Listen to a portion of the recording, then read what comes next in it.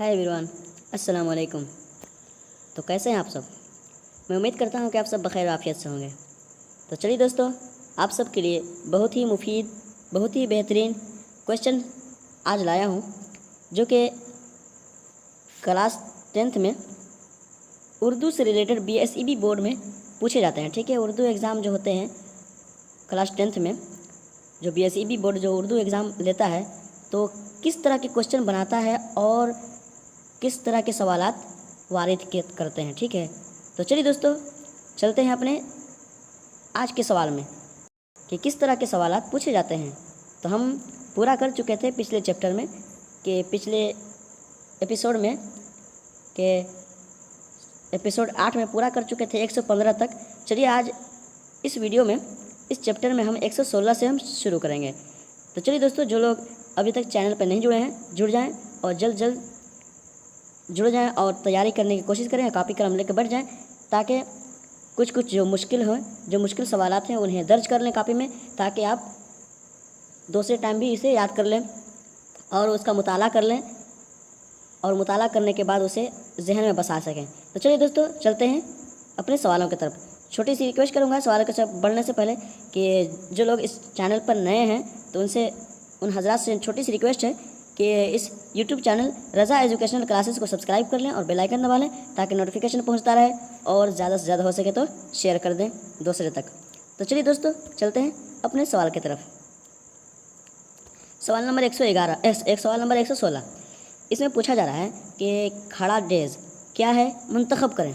ठीक है, खड़ा डेज़ क्या है, मुंतखब करें, इंतखाब करें, चुनें कि क्या चीज़ है खड़ा डेज़।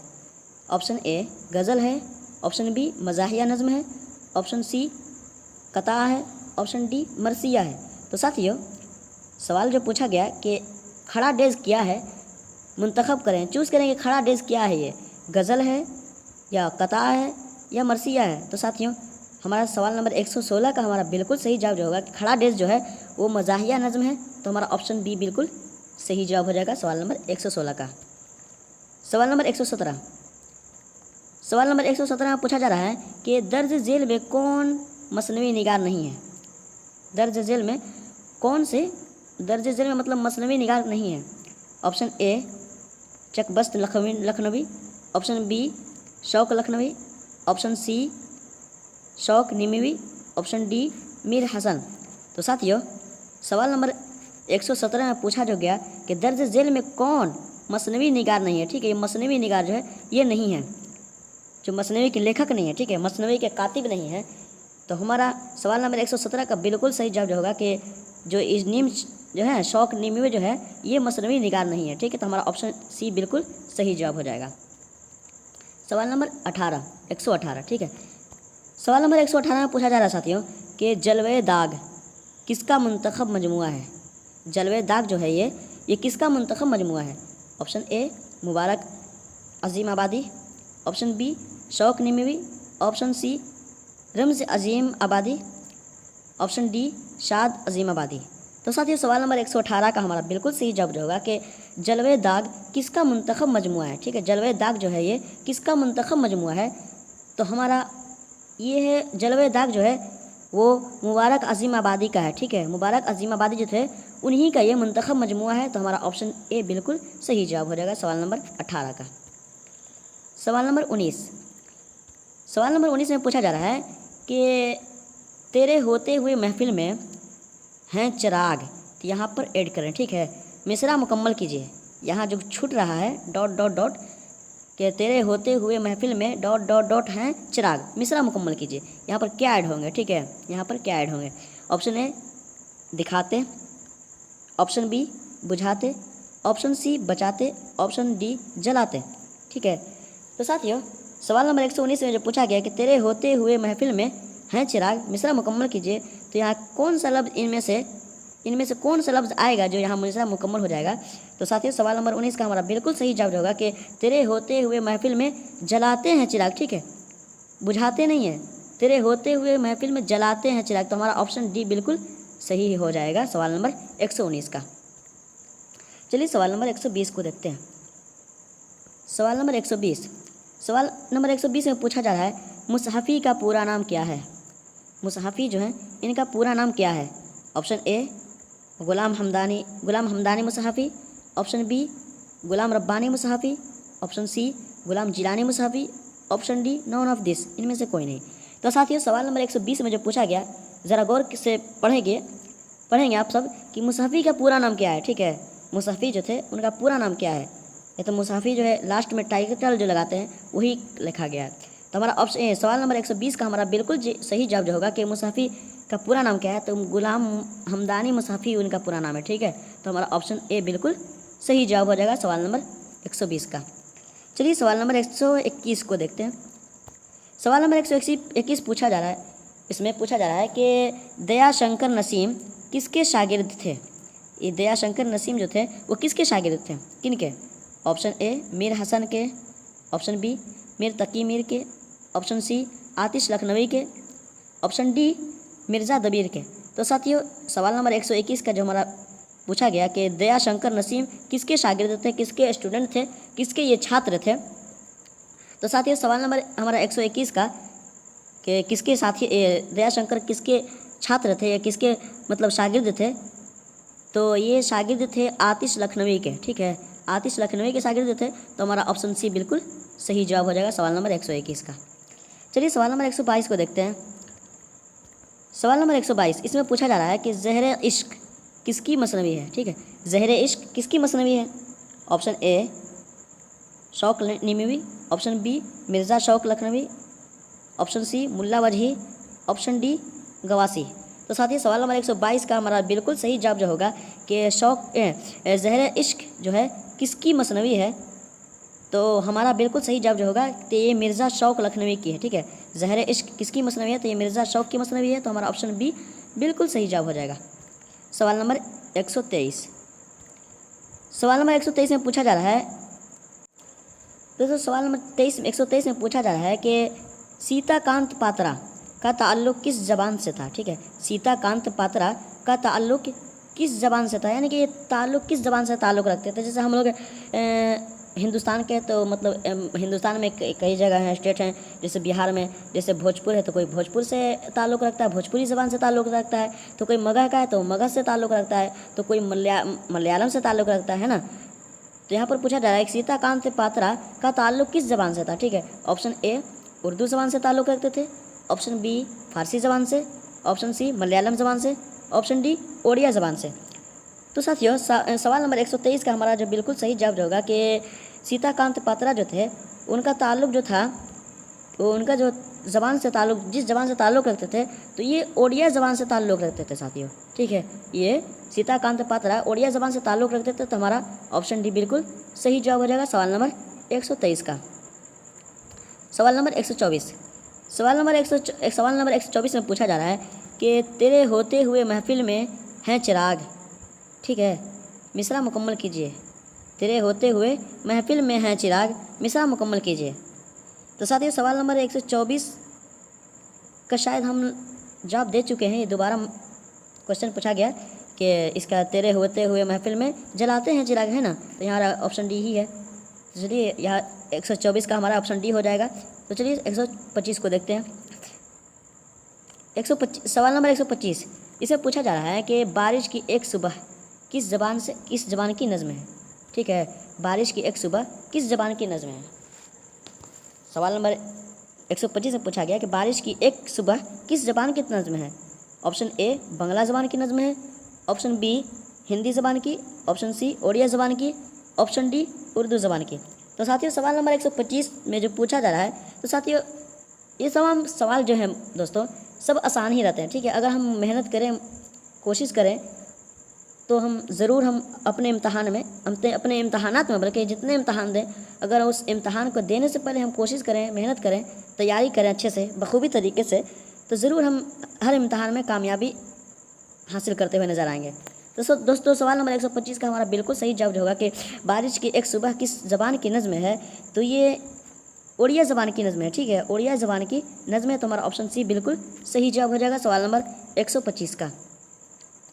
चलिए दोस्तों आप सभी से छोटी सी रिक्वेस्ट है, जो लोग इस चैनल पर रज़ा एजुकेशनल क्लासेस पर नए हैं उनसे छोटी सी गुजारिश करूँगा कि आप हजरात अगर किसी चीज़ का एग्ज़ाम देना चाह रहे हैं, मतलब किसी चीज़ का एग्ज़ाम दे रहे हैं और उसमें उस उर्दू से रिलेटेड कोई सवालात आते हैं, क्वेश्चंस आते हैं, तो ज़रूर हमें इत्तला करें, खबर करें, कमेंट में बताएं कि हमें इस चीज़ का एग्ज़ाम देना है, 12th का, 11th का, या किसी भी चीज़ का, डीलेड बीएड वगैरह तो है ही है इस चैनल पर। और भी जिस तरह के एग्ज़ाम आपको आता है उसमें उर्दू से रिलेटेड क्वेश्चंस आते हैं, तो आप ज़रूर हमें इत्तला करें, कमेंट में बताएं कि हमें इस चीज़ का एग्ज़ाम देना है और उसमें उर्दू क्वेश्चन पूछे जाते हैं, तो ज़रूर हम आपको गाइड करेंगे और उसकी क्लासेस हम ज़रूर चलाएँगे। तो चलिए दोस्तों, सवाल नंबर 126 में पूछा जा रहा है, सवाल नंबर 126 को देखते हैं। सवाल नंबर 126 में पूछा जा रहा है कि खैर खाह का असल माना मुंतखब करें। खैर खाह का असल माना मुंतखब करें। ऑप्शन ए भला चाहना, ऑप्शन बी बुरा चाहना, ऑप्शन सी चोरी करना, ऑप्शन डी जुल्म चाहना। तो साथ ही सवाल नंबर 126 का मैं उम्मीद करता हूँ कि खैर का असल माना जो है आप सभी के, आप नाजरीन के जहन में ज़रूर आता होगा इस सवाल का जवाब, कि इसका जवाब कौन होने वाला है। तो ज़रूर जल्दी से आप कमेंट में बता दें कि इसका जवाब कौन सा है सवाल नंबर 126 का, कि खैर खा का असल माना मुंतखब करें, चूज़ करें। तो दोस्तों, सवाल नंबर 126 का हमारा बिल्कुल सही जवाब जो होगा कि खैर खा का मतलब भला चाहना होता है, ठीक है। यानी कि वो हमारे खैर खा हैं, यानी कि भलाई चाहने वाले हैं, हमें भलाई चाहने, हमसे मतलब कि भलाई चाहने वाले हैं, हमारे भलाई चाहने वाले हैं, मुझे अच्छा चाहने वाले हैं, ठीक है, हमको हिदायत देने वाले हैं, राह दिखाने वाले हैं, रहनुमा है वो। तो चलिए दोस्तों, सवाल नंबर 127 को देखते हैं। सवाल नंबर 127, इसमें पूछा जा रहा है कि इख्तियार की जमा क्या होगी, मुंतखब करें। दोस्तों, कितना इजी सवाल आते हैं क्लास 10th में। अगर हम मेहनत करें, तैयारी करें बखूबी तरीके से, तमाम के तमाम यूँ ही हल हो जाएगा और हम अच्छे नंबरात से फायज़ होंगे।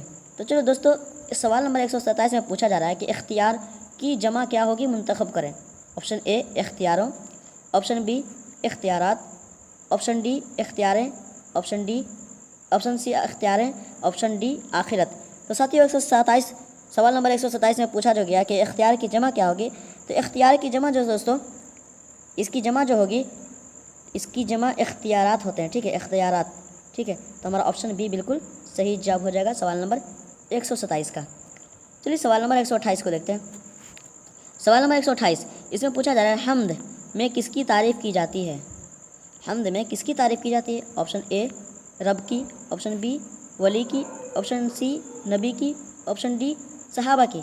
तो साथ ये सवाल नंबर 128 में जो पूछा गया कि हम्द में किसकी तारीफ़ की जाती है, तो ये भी आसान सवाल है कि हम्द किसके लिए किया जाता है। सिर्फ अल्लाह ताला के लिए तारीफ़, हम्द मतलब तारीफ़ किसके लिए, तो वो सिर्फ अल्लाह तबारक व तआला के लिए हम्द सना होती है। तो हमारा ऑप्शन ए बिल्कुल सही जवाब हो जाएगा सवाल नंबर 128 का। चलिए सवाल नंबर 129 को देखते हैं।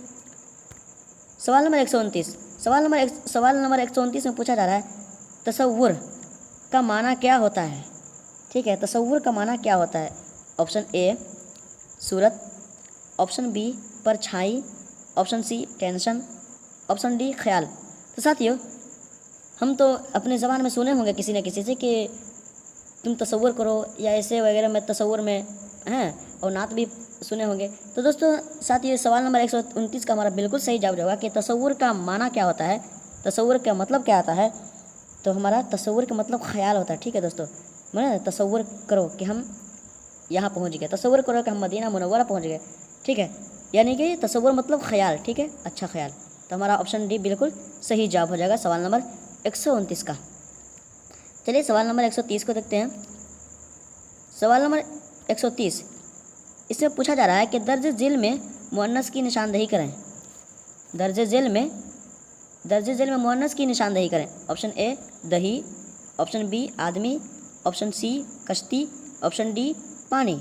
तो साथियों, सवाल नंबर 130 में जो पूछा गया कि दर्ज झेल में, ठीक है, दर्ज झेल में मुअन्नस की निशानदेही करें, तो दही खट्टी नहीं है बल्कि खट्टा है, तो ये भी नहीं हो सकता।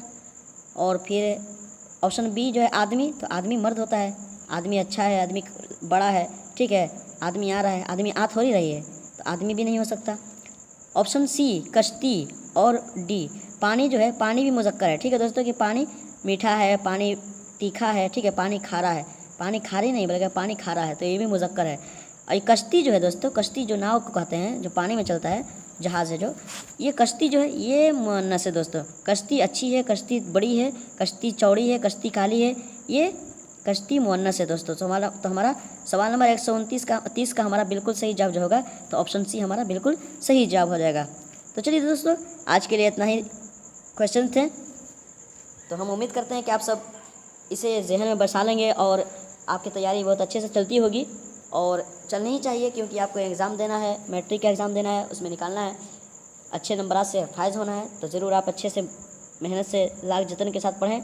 और दोस्तों छोटी फिर से मैं कह रहा हूँ, इस बात को दोहरा रहा हूँ कि अगर आप किसी भी एग्ज़ाम की तैयारी कर रहे हैं, 12th का, 11th का, किसी का भी, उससे में उर्दू से रिलेटेड सवालात आते हैं तो ज़रूर हमें बताएं और कमेंट में बताएं कि हमें इस चीज़ की तैयारी करनी है, तो हम इस पर क्लासेस चलाऊँगा।